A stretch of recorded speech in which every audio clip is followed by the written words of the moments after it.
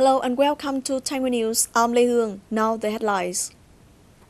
Chinese ships act more aggressively, ramming horizontally Vietnamese fishery surveillance ships. Thái Nguyên radio television station participating in the second Vietnam International Exhibition on Film and Television Technology. Thái Nguyên striving to be on the top 20 of the PCI ranking table. Continuing to update information about China's illegal placement of oil rig Hai Giang Sư Yo 981 in Vietnam's exclusive economic zone, EEZ, and continental shelf, on June the 7th afternoon in Hanoi, the representatives of Vietnam's Fisheries Surveillance Department, Ministry of Agriculture and Rural Development said that, regardless of Vietnam's efforts and willingness, China has still continued to behave aggressively and perversely, causing extremely serious incidents and escalating the tensions in South China Sea. According to the representatives of Vietnam's Fisheries Surveillance Department, Chinese tugboat number 281 at 2 p.m. on June the 7th rammed straightly to the left side of Vietnam's fisheries surveillance ship KN 635 with a very high speed. However, due to the flexibility and persistence, Vietnam fisheries surveillance forces will master the situation and continue to stabilize their activities and repair the damage after the incident. Besides, at the area of the oil rig HD 981, Chinese ships, including coast guard ships, patrol vessels, tugboats, the cargo ships, were organized into groups to prevent aggressively and perversely Vietnam's fisheries surveillance ships from approaching the oil rig to do their duty. Moreover, Chinese vessel groups were ready to ram into, hold and fire water cannons at Vietnam fisheries surveillance ships, aimed at preventing their approach to the oil rig Hai Giang Sư Yo 981.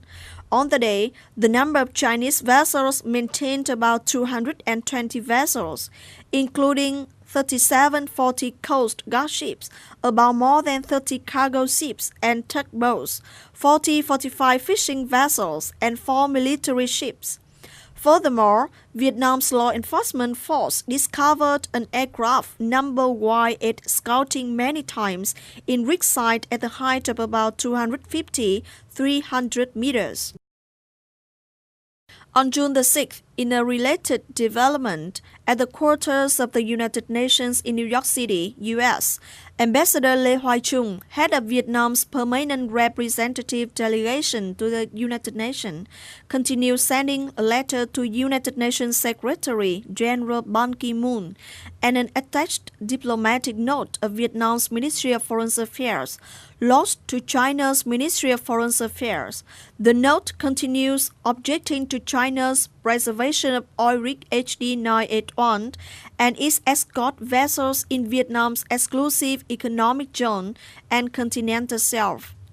Also, on the 6th of June, the chairman of Vietnam's Foreign Relations Committee sent letters to the chairman, the General Secretary of Inter-Parliamentary Union, and international and regional inter-parliamentary organizations to inform China's violations of Vietnamese sovereignty in the South China Sea, express Vietnam's gratitude and call for the support of Parliament and international organizations to help Vietnam in dealing with this problem. On the 5th of June, Thái Nguyên Provincial People's Committee organized a meeting with the Steering Committee for the project Improving Provincial Competitiveness Index to evaluate the latest operation situation of the first 5 months and prepare orientation and talks for the last months of 2014.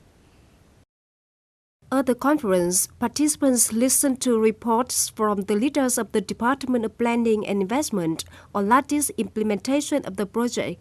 Accordingly, the Provincial People's Committee gave directions on creating policies and mechanisms in investment, administrative reform, propaganda, investment promotion, and business supports, As a special point, the Provincial Competitiveness Index ranking will be implemented with one more item, which is the fair competitiveness criterion to reflect enterprises' requirements for an equal business environment. In the coming time, the steering committee assigns key tasks which will strengthen the investors' verification capacity, acceleration of clearance in industrial zones, reforms of administrative procedures, including the implementations of one-stop shopping mechanism to create transparency for the activities of administrative agencies. In addition, propaganda agencies should also promote communication of extensive solutions and improvement tasks of PCI and potential advantages to attract investment of Thái Nguyên province to realize the goals of improving the PCI level and rev up to the top 20 of this year's PCI rankings. In order to understand the situation and aspiration of local people in the area, last June the 4th, Đặng Viết Thuần, Vice Chairman of Thái Nguyên Provincial People's Committee, and the delegation has a field trip to check the reality of some villages crowded with Hmong ethnic minority people in Võ Nhai district. The mission met and exchanged information with the leaders of the party cell, the government, prestigious people, the Protestant and Hmong ethnic representatives in Lũng Luông, Lũng Hoài, Lũng Cà villages, Thượng Luông commune, and Mỏ Trì village in Cúc Đường commune, Võ Nhai district. This is a residential area dominated by many Hmong people. In recent years, Thái Nguyên province implemented many policies to support ethnic minorities, including the Hmong people, as prescribed by the laws of the state. Such typical policies include supporting the infrastructure under the 135 program, assisting the poor people with difficulties, helping the prestigious ethnic minority people, giving iodine salt to prevent goiter, supporting residential and cultivating land, water, and many other policies on education, health, culture, sports, agriculture, forestry, law and loans, etc.